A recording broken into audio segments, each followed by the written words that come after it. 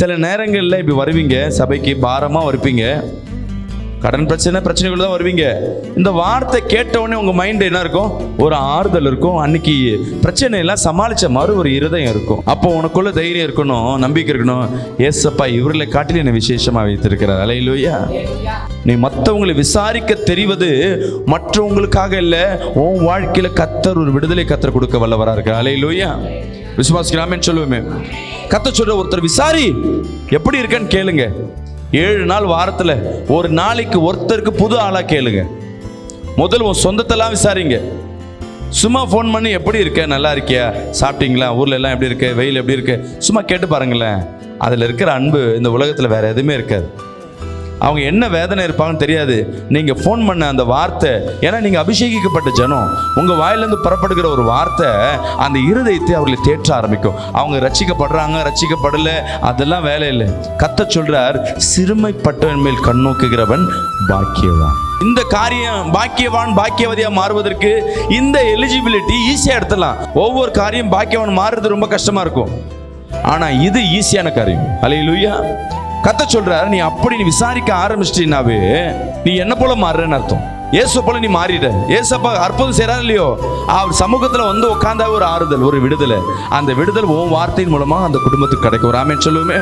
நீ துன்பப்படும் போது, துயரப்படும் பொழுது அவங்க தான் உன்னை விசுவாரிக்கிறவங்க இல்லை, கர்த்தர் யாரையாவது ஒருத்தர் உனக்காக அனுப்புவார். அல்லேலூயா. அவர்கள் உன்னை குறித்து விசாரிப்பார்கள், அது உனக்கு ஆறுதலாய் காணப்படும். அல்லேலூயா. ஒரு ஆமென் சொல்லுவோமே. எத்தனை முறை கொரோனாலேயோ இல்லை வியாதியில் இருக்கும் பொழுது உன் சொந்த பந்தங்கள் உன்னை விசாரிக்காம வந்திருக்கலாம், ஆனா மற்றவர்கள் எல்லாம் உன்னை விசாரிச்சிருப்பாங்க.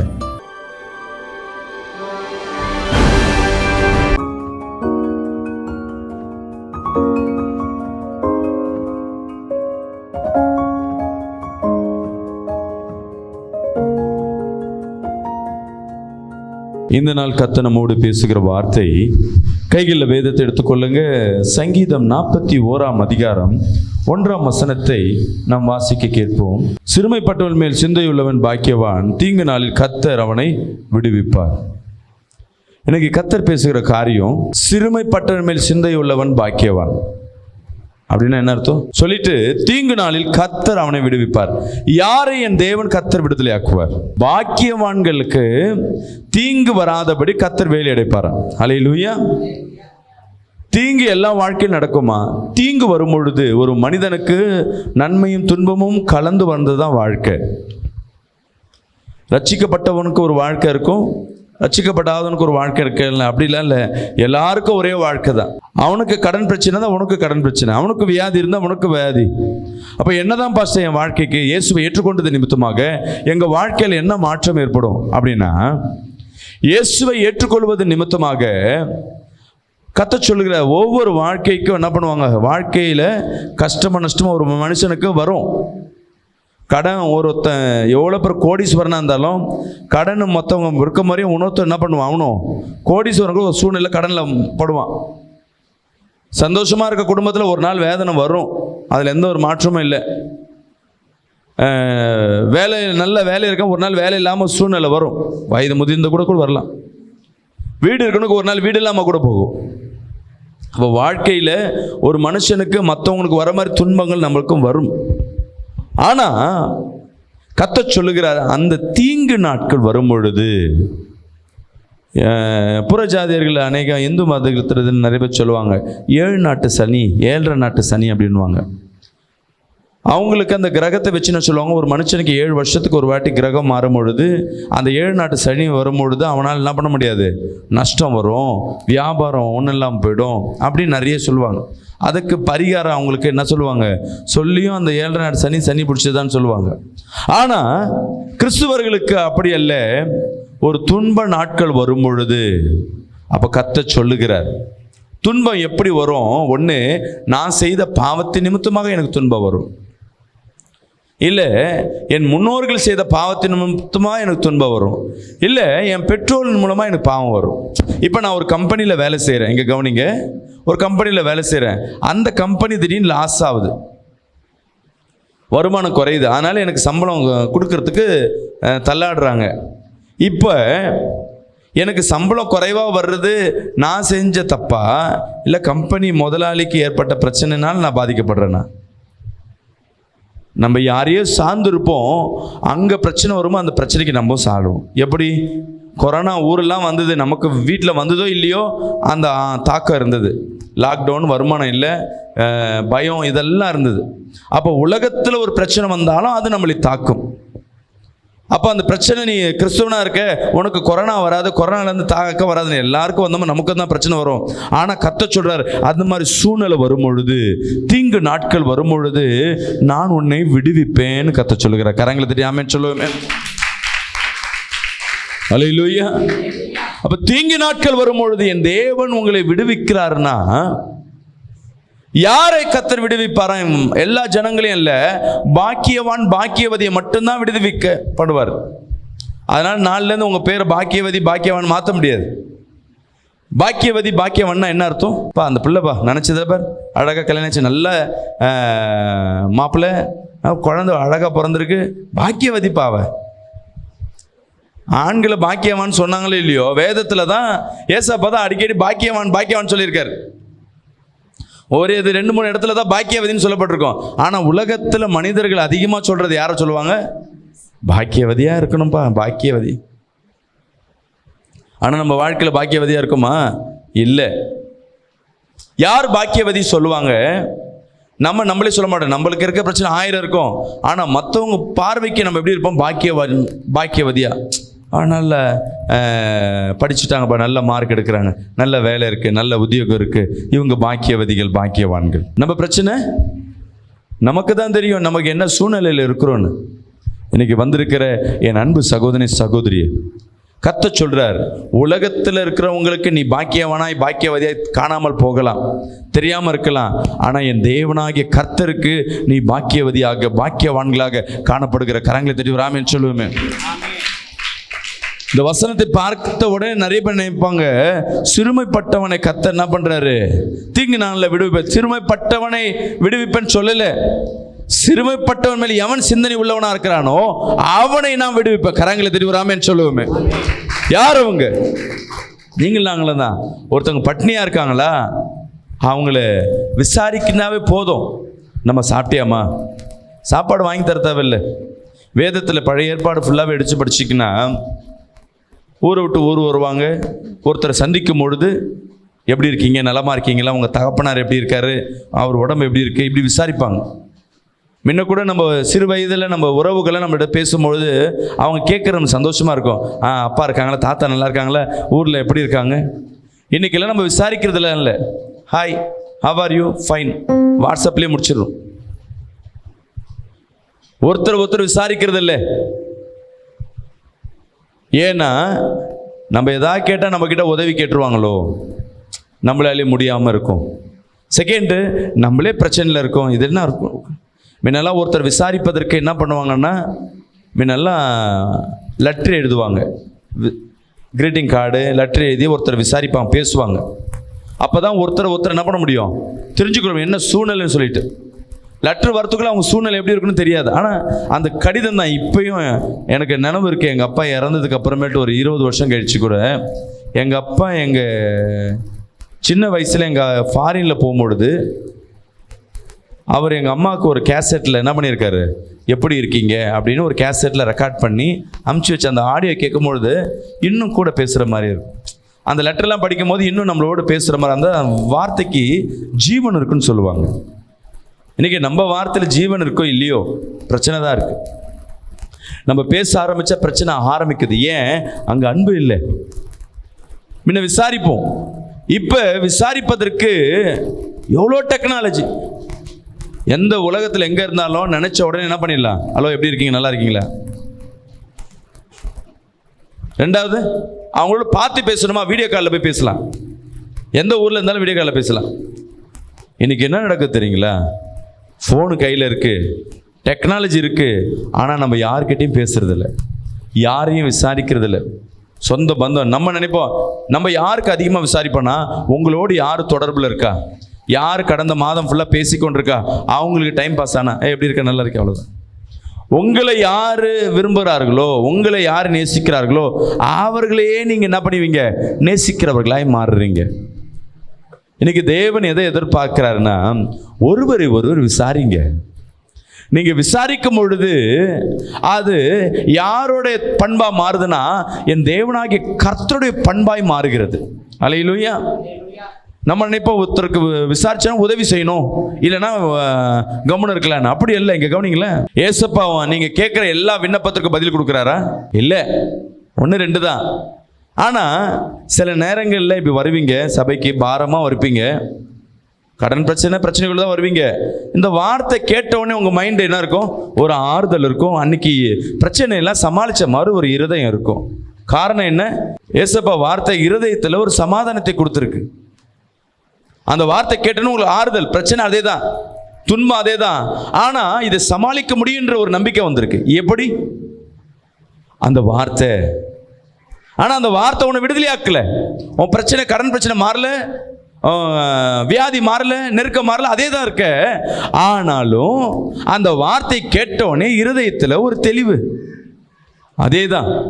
உன் உறவுகள், உன் நண்பர்கள், குடும்பத்தினத்தில் சமாதானம் இருக்கணும். இன்னைக்கு நிறைய பேர் எங்கே பேசுகிறாங்கன்னா, நிறைய பேர் பார்ப்பேன், நிறைய ஊழியக்காரில் பார்ப்பேன், சைதாப்பேட்டில் சில பேர் பார்ப்பேன். நானும் ஊழியம் செய்கிறேன்னு சொல்லுவாங்க. தன் மனைவியை, தன் கணவனை நேசிக்க மாட்டாங்க, அவங்கள விசாரிக்க மாட்டாங்க, வீட்டில் இருக்க தாய் தகப்பன் பாட்டியை விசாரிக்க மாட்டாங்க. ஊழியம் செய்யணும்னு மற்றவங்களுக்கு என்ன பண்ணுவாங்க? மாங்கு வேலை செய்வாங்க. வெளியேந்து பார்க்கறதுக்கு அது ஊழியம் போல இருக்கும். அது ஊழியம் இல்லை, அது பெருமை. அல்லேலூயா. உன் சொந்தத்தை நீயே விசாரிக்காமல் போனால் அவர்களை யார் விசாரிப்பா? 2வது கர்த்தர் சொல்றார், நீ எதை விதைக்கிறாயோ அதை அறுப்பாய். அது எப்படி அறுப்பையா? ரெட்டிப்பா அறுப்ப, நன்மையும் தீமையும் சரி. ஒன்னொன்னு சொல்றாரு, நீ 8னா உன் பிள்ளை எத்தனை வரும்? 16, டபுளா இருக்கும். அப்படின்னா நம்ம என்ன விதைக்கிறோமோ உன் பிள்ளை அப்படியே ரெட்டிப்பா இல்லை, 16 மடங்கு நம்மளை தூக்கி வைக்கும். அல்லேலூயா. இன்னைக்கு ஒரு காரியத்தை ஒவ்வொரு ஞாயிற்றுக்கிழமையும் ஒவ்வொரு பாடத்தை நீங்க கற்றுக்கொண்டீங்கன்னா நீங்க பாக்கியவனாய் மாறுறீங்க. வாரத்தில் 7 நாள் இருக்கு. ஒரு நாளைக்கு ஒருத்தர் என்ன பண்ணுங்க? விசாரிங்க. கடன் கால் பண்ணா கடன் கேட்பாங்க, பரவாயில்ல, தெளிவா சொல்ற, கடன்லாம் கொடுக்க முடியாது, நல்லா இருக்கியா, சாப்பிட்டியா, என்ன இருக்க, விசாரிங்களேன். ஆரம்பத்தில் உங்க ஃபோன் வந்து அவங்களுக்கு கடுப்பா இருக்கும். அதுக்கப்புறம் அவங்களுக்கே தெரிஞ்சிடும். நீங்க கேட்குற அந்த ஆறுதல் அவங்களை ஆசீர்வதிக்கப்படும். அல்லேலூயா. விசுவாசிக்கிறாமேன்னு சொல்லுவோமே. அப்படி நீங்க விசாரிக்க என்ன நடக்கும்னா, நம்ம 1000 பிரச்சனையில் இருப்போம்.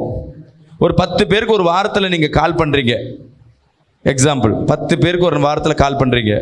அதில் 8 பேர் வாழ்க்கை உன் வாழ்க்கையோட மோசமாக இருக்கும். அப்போ உனக்குள்ள தைரியம் இருக்கணும், நம்பிக்கை இருக்கணும்.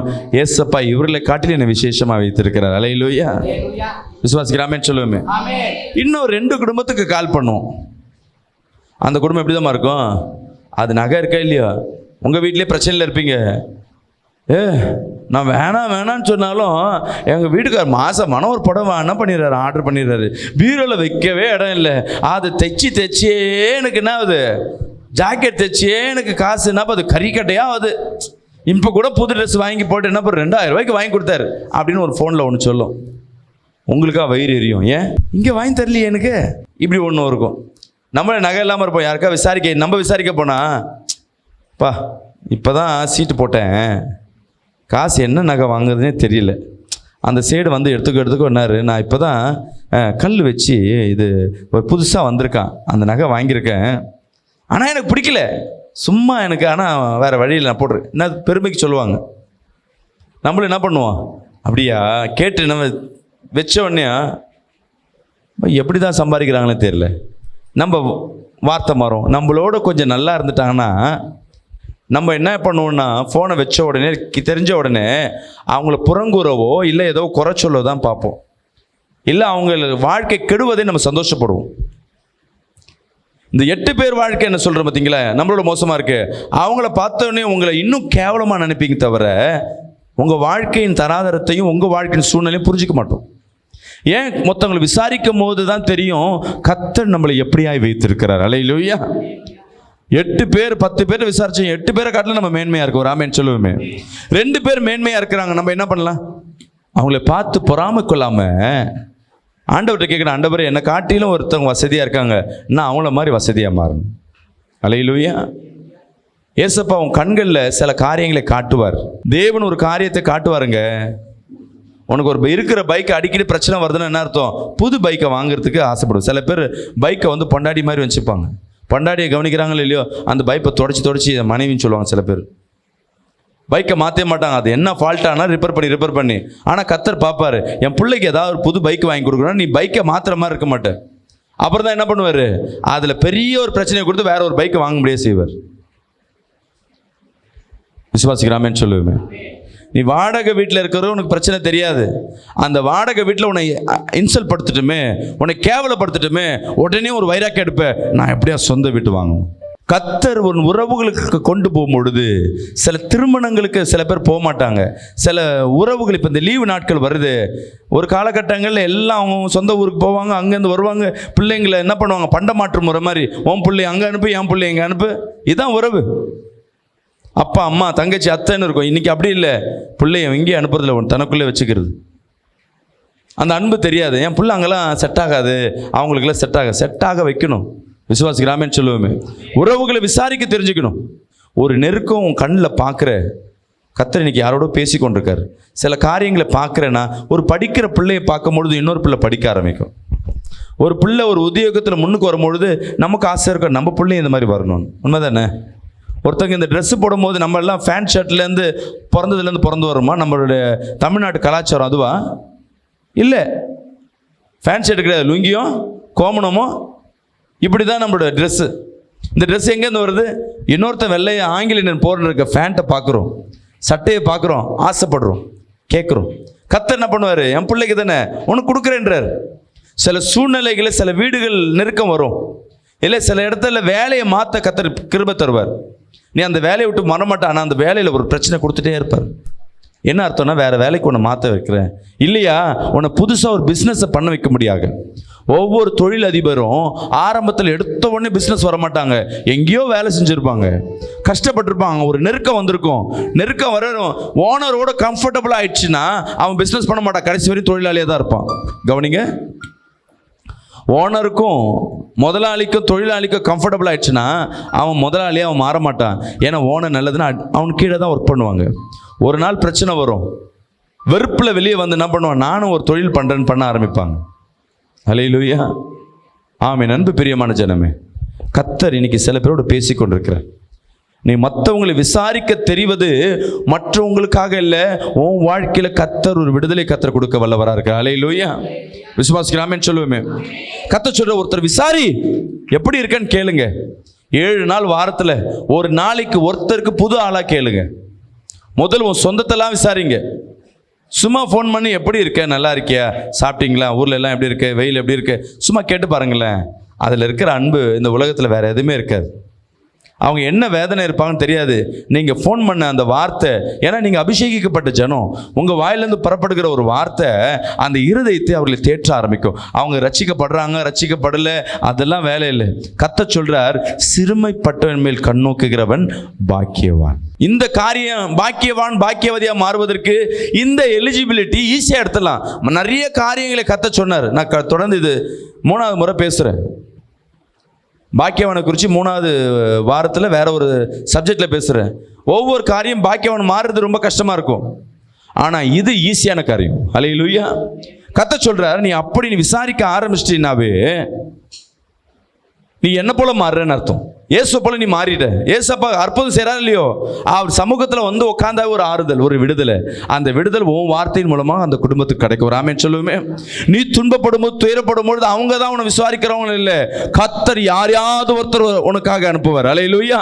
அவர்கள் உன்னை குறித்து விசாரிப்பார்கள், அது உனக்கு ஆறுதலாய் காணப்படும். அல்லேலூயா. ஒரு ஆமென் சொல்லுவோமே. எத்தனை முறை கொரோனாலேயோ இல்லை வியாதியில் இருக்கும் பொழுது உன் சொந்த பந்தங்கள் உன்னை விசாரிக்காமல் வந்திருக்கலாம், ஆனால் மற்றவர்கள் எல்லாம் உன்னை விசாரிச்சிருப்பாங்க. அம்மாவா இல்லையா? விசாரிச்சது உங்களுக்கு ஆறுதலை உண்டு பண்ணிச்சல்ல.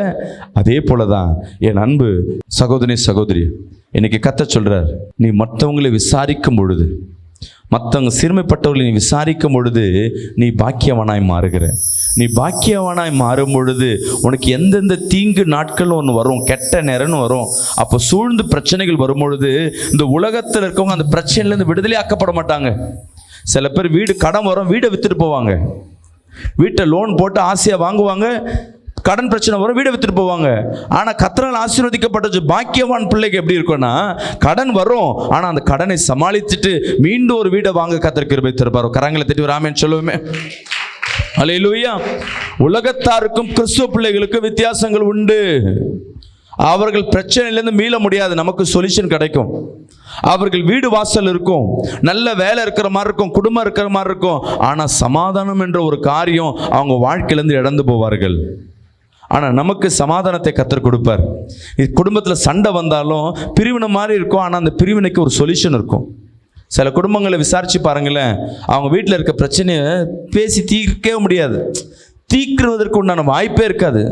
அந்த அளவுக்கு ஒரு பெரிய போராட்டம் இருக்கும். ஆனால் நம்ம வாழ்க்கையில் கர்த்தர் சொல்லுகிறார், நான் உன்னை விசாரிக்கிறேன். அல்லேலூயா. நீயும் மற்றவர்களை விசாரிக்கும் பொழுது நீ பாக்கியவதியாய் பாக்கியவானாய் மாறுகிற. தீங்கு நாள்ல இருந்து என் தேவனாகிய கர்த்தர் சொல்லுகிறார், உங்களை நான் விடுதலை ஆக்குவேன். அல்லேலூயா. விசுவாசிக்கிறாமேன்னு சொல்லுவோமே. இன்னைக்கு இந்த மீதி இருக்கிற 6 நாட்கள், ஒரு நாளைக்கு ஒருத்தருக்கு என்ன பண்ணிடணும்? பாஸ்டர் சொல்லிட்டாருங்க, 2 பேரெல்லாம் நான் விசாரிக்க மாட்டேன்.